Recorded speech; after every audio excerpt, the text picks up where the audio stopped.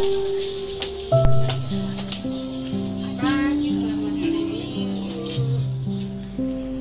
sejahtera buat kita semua. Shalom.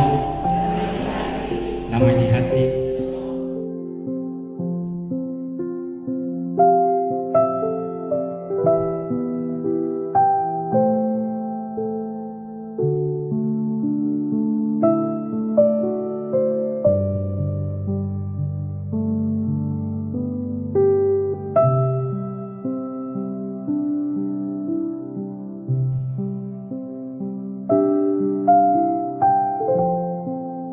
Selamat pagi saudara-saudara.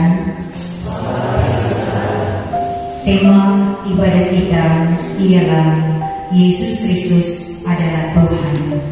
Berhubungan dengan tema ini, maka kami telah memilih sebagai nats pembimbing dalam 1 Tesalonika 1 ayat 2 dan ayat 3. Kami selalu mengucap syukur kepada Allah karena kamu semua dan menyebut kamu dalam doa kami, sebab kami selalu mengingat pekerjaan imanmu, usaha kasihmu, dan ketekunan pengharapanmu kepada Tuhan kita Yesus Kristus di hadapan Allah dan Bapa kita.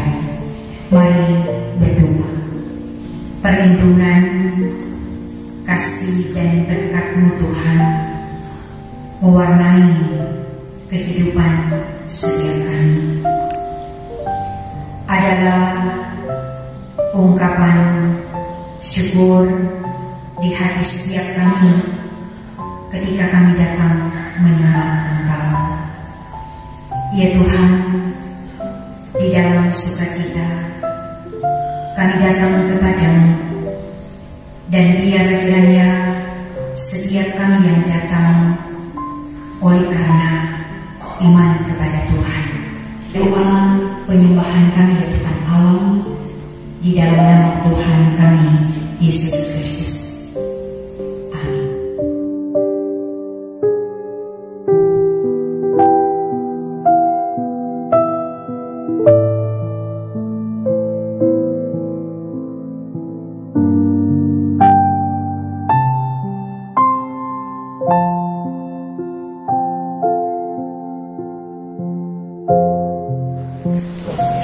Sebelum kita membaca Alkitab sehubungan dengan tema ibadah dan merenungkannya, marilah kita memeriksa kehidupan kita dengan bertitik kolak dalam firman Tuhan dalam Alkitab. Yesus berfirman, "Kasihilah Tuhan Allahmu dengan segenap jiwamu dan segenap akal budimu. Itulah hukum yang terutama dan yang pertama. Dan hukum yang kedua yang sama dengan itu ialah, kasihilah sesama manusia seperti dirimu sendiri." Pada kedua hukum inilah tergantung seluruh hukum Taurat dan kitab para nabi. Tuhan ialah Allah yang suci mengampuni, pengasih dan penyayang, panjang sabar dan berlimpah kasih setianya. Pujilah Tuhan untuk selama-lamanya dan lawanlah dosa. Amin. Mari berdoa. Layakkanlah setiap kami ya Tuhan duduk di sekitar firman-Mu, karena setiap kami sangat membutuhkan tuntunan dan pedoman kehidupan yang akan senantiasa memagari dan membenteni kehidupan setiap kami agar hidup di dalam kehendak Tuhan. Bersabdalah Engkau ya Tuhan, sedia kami mendengarkannya. Kami memohon di dalam nama Yesus. Amin. Marilah kita membaca Alkitab dalam Kitab Kudus Perjanjian Baru, surat Paulus kepada jemaat yang ada di Filipi. Filipi pasal 2 ayat 1 sampai dengan ayatnya yang ke-11. Perikop pembacaan kita, nasihat supaya bersatu dan merendahkan diri seperti Kristus. Dalam Kristus ada nasihat, ada penghiburan kasih, ada persekutuan roh, ada kasih mesra dan belas kasihan. Karena itu, sempurnakanlah sukacitaku dengan ini. Hendaklah kamu sehati sepikir dalam satu kasih, satu jiwa, satu tujuan, dengan tidak mencari kepentingan sendiri atau puji-pujian yang sia-sia. Sebaliknya, hendaklah dengan rendah hati yang seorang menganggap yang lain lebih utama daripada dirinya sendiri. Dan janganlah tiap-tiap orang hanya memperhatikan kepentingannya sendiri, tetapi kepentingan orang lain juga. Hendaklah kamu dalam hidupmu bersama menaruh pikiran dan perasaan yang terdapat juga dalam Kristus Yesus, yang walaupun dalam rupa Allah tidak menganggap kesetaraan dengan Allah itu sebagai milik yang harus dipertahankan, melainkan telah mengosongkan dirinya sendiri dan mengambil rupa seorang hamba dan menjadi sama dengan manusia. Dan dalam keadaan sebagai manusia, ia telah merendahkan dirinya dan taat sampai mati, bahkan sampai mati di kayu salib. Itulah sebabnya Allah sangat meninggikan dia dan menganugerahkan kepadanya nama di atas segala nama, supaya dalam nama Yesus bertekuk lutut segala yang ada di langit dan yang ada di atas bumi dan yang ada di bawah bumi, dan segala lidah mengaku Yesus Kristus adalah Tuhan bagi kemuliaan Allah Bapa. Demikianlah akan pembacaan firman Tuhan.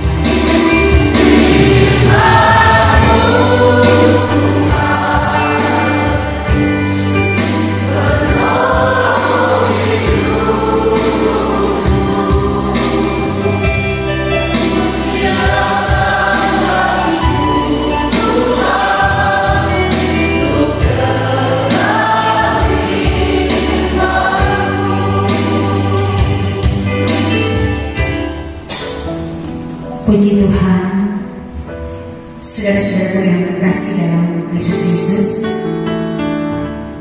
Kalau saat ini bagi setiap kita masih diberikan kesempatan, kita masih bernafas, dan berbahagialah kita karena waktu yang adalah anugerah Tuhan bagi kita sebagai orang percaya. Hari Minggu adalah hari kita beristirahat dari aktivitas dalam perjuangan dan waktu kita bersama dengan Tuhan. Tanpa kita sadari, kita telah berada di hari yang ke-22,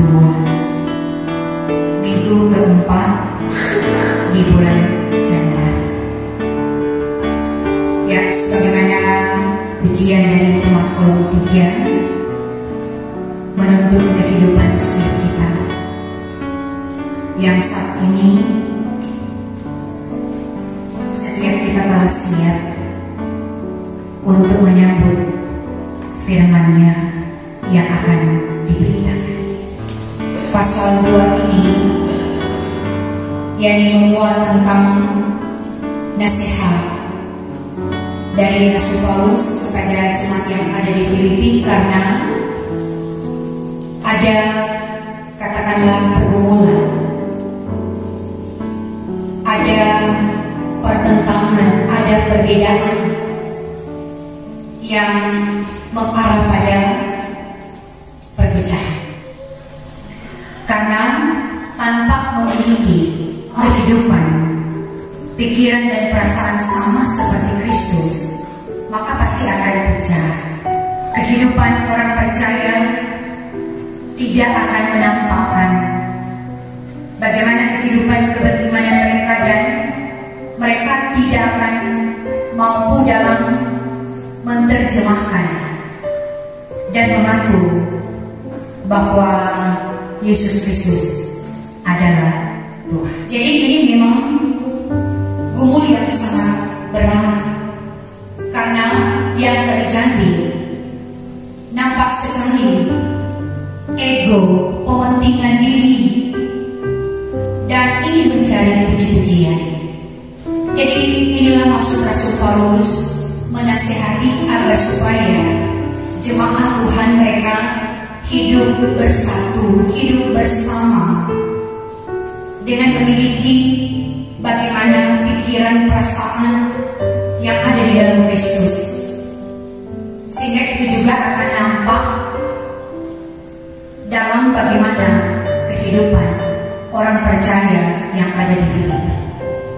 Maka firman ini juga datang berfirman kepada kita sekalian, karena seiring kita sementara menikmati kemajuan IT, agar tidak mempengaruhi akan bagaimana kehidupan kita dengan Tuhan, yang mana sangat nyata ketergantungan kita kepada Tuhan Yesus Kristus. Sehingga inti daripada tema kita ini yang berjalan, Yesus Kristus adalah Tuhan. Setiap hati terus untuk selalu ada di sekitar firman Tuhan. Seperti kejadian tadi, kita selalu siap dan terbuka hati untuk selalu dididik oleh Tuhan, karena sebagaimana jemaat di Filipi, maka tidak menutup kemungkinan kita ada di tengah-tengah keluarga, kita ada di tengah-tengah persekutuan berjemaat, kita ada di tengah-tengah kehidupan bermasyarakat. Akui bahwa mudah ada gesekan, mudah ada perbedaan, mudah ada pertentangan. Tapi firman ini juga menjadi tanda awas bagi setiap kita. Pertentangan, perbedaan yang membawa pada perpecahan dalam kehidupan jemaat yang ada di Filipi karena adanya ego. Karena kalau setiap orang percaya menyadari kehidupan kekristenan itu penuh kehati-hatian, apakah di tengah kaum minoritas maupun mayoritas, ini berpola pada pikiran dan perasaan Kristus, ego itu tidak ada dalam kehidupan. Jadi pembelajaran firman ini mengupas agar supaya ego yang ada dalam kehidupan kita ini harus kita angkat.